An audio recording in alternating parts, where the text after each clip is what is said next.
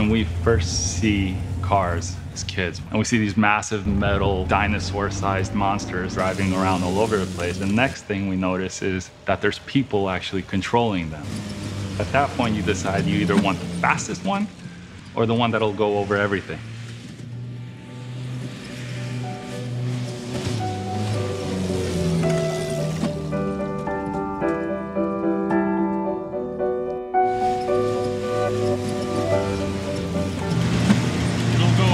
About anything here, but not fast, but it'll get there. In Coney Island, where I grew up, there were beaches there that would allow 4x4s. We didn't have a 4x4 truck. My dream was to do what these people were doing. Just a kid in Brooklyn wanted a 4x4 so bad.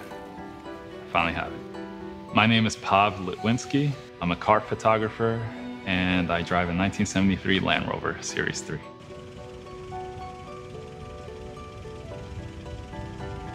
I really love this truck. I named it after my older brother. They're both from '73, so the truck's name is Adash. It's an awesome truck that I've had for about 5 years now. I found it in Detroit.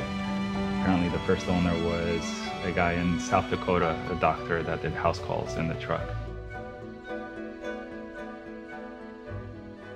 From the moment I found it, we've been inseparable.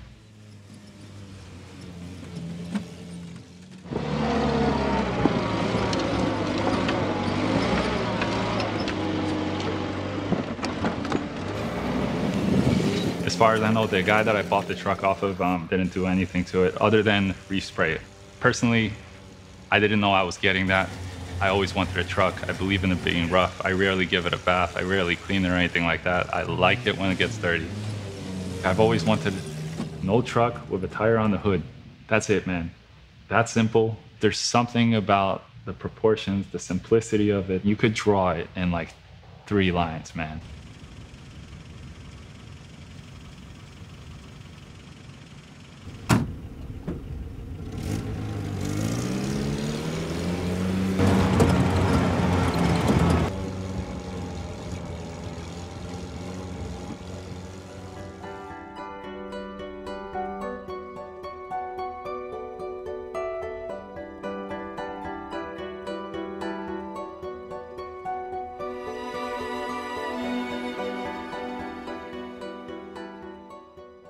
Since I got the truck, I've used it pretty much almost every day. By getting a truck that has a lot of space under the bonnet, I was actually looking forward to having to be forced to learn and pick up a book, but it never breaks down.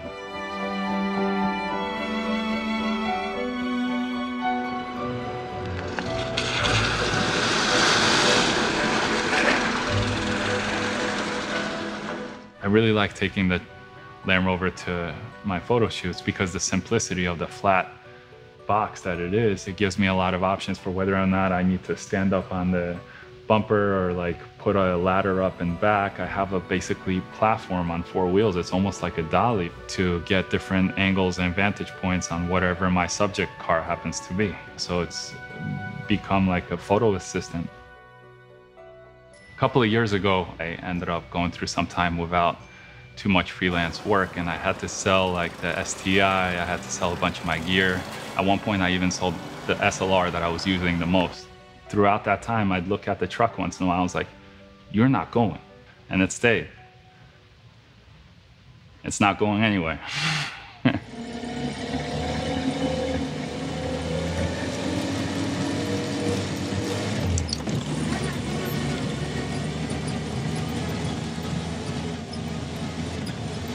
I expect it to move from point A to point B. I don't really care how long it takes, so it drives fantastic. Maximum speed is about 50. There's definitely a point where you don't want to go any faster in these trucks.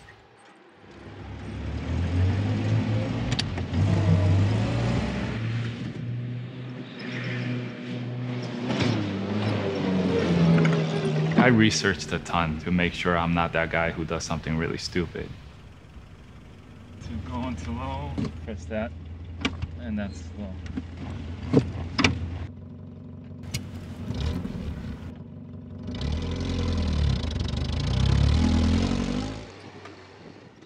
When out in the dunes in Pismo, the sand could trick you.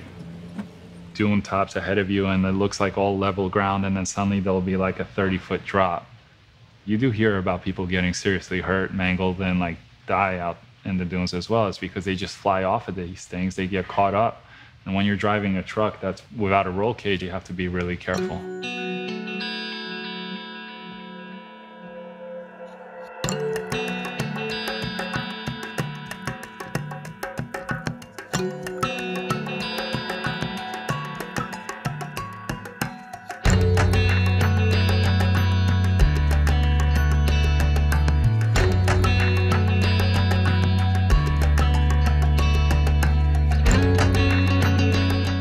When I'm out in Pismo Beach, as soon as I get away from all the camps and the shoreline, I forget about everybody else.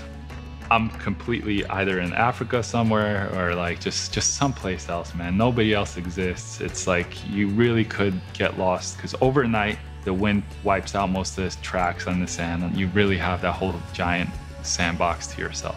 And I can't stop smiling. I must look like an idiot driving this truck sometimes because I'm like, I can't believe I have this thing, you know?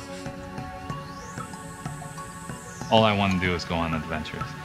And I'm really hoping to A, go up the coast as far as I can, and then B, go down the coast as far as I can. See how far I get.